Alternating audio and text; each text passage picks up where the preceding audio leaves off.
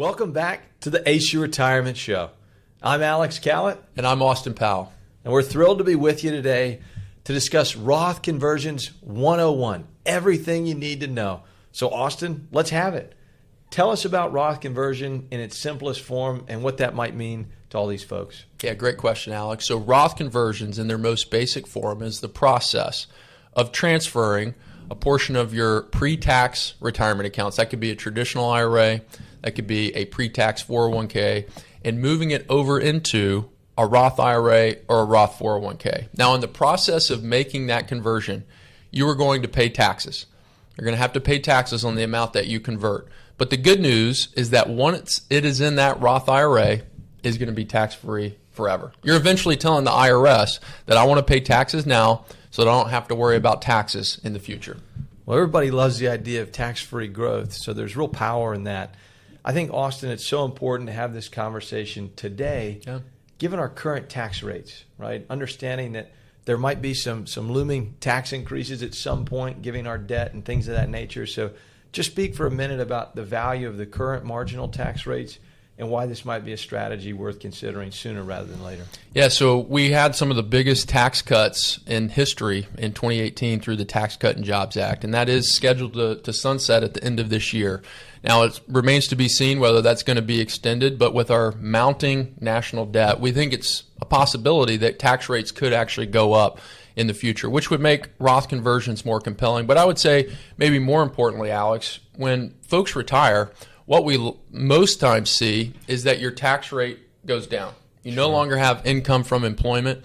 And when you have a lower tax bracket in retirement, that oftentimes opens up a window of opportunity to start executing these Roth conversions. Because here's the thing, paying taxes on your pre-tax retirement accounts, it's inevitable. And that's something that you're going to be faced with whether you want to or not. Through Alex, why don't you share with us a little bit more about the RMD? Exactly. So Austin mentioned that pivotal kind of shift that's going to happen whether we want it or not, and that's the required minimum distribution. For most of you, that's either going to be age 73 or 75. It used to, in fact, be 70 and a half, but they have subsequently pushed that back over recent years. It wouldn't be unrealistic to think there's a possibility it might get pushed back even further, but then we'd just be speculating. So the key there is once you turn required minimum distribution age, Uncle Sam owns that IRA. There's a portion that you're going to be required to take out each and every year because they want you to start paying taxes on those dollars. Well, at that point, you no longer have control over your retirement resources.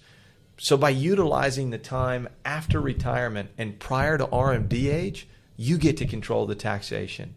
By executing these Roth conversions at a lower taxable rate, what you're essentially saying is, when I get to RMD age, I want to have less in my taxable bucket and more in my tax-free bucket. That's typically a victory. Yeah, no, absolutely it is. And one thing I'll tell you, though, with these Roth conversions, it is not a one-size-fits-all endeavor. In fact, we've seen some folks on one end of the spectrum where if Social Security is really your only source of retirement income, you may actually be able to execute Roth conversions without any federal tax. Zero. Those are few and far between, those specific scenarios, but they do exist. On the other side of the extreme, you could be in a scenario where you have your Social Security, you're receiving dividends, interest, maybe you're working part-time, you have a lot of income coming in, and you could actually put yourself over a Medicare rule that's referred to as IRMA, whereby making in excess of a certain figure, it changes each year, you could actually increase your Medicare premiums on an annual basis. So you have one side, you might not pay any taxes on the conversion. You have one end of the spectrum where you could pay a lot.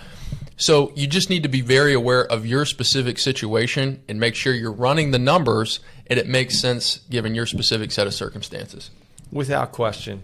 Oftentimes, folks will sometimes come in and say, well, Alex, should we just get this over with? Should we convert in large lump sums? Well, as Austin alluded to, that could present some issues from a cost of Medicare in the future.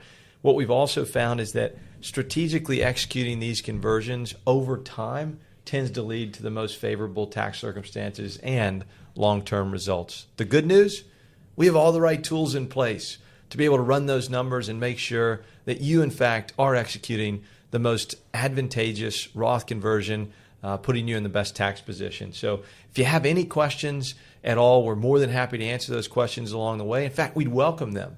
So please don't hesitate to reach out. We look forward to seeing you next time on the ACE Your Retirement Show, and we appreciate you tuning in today.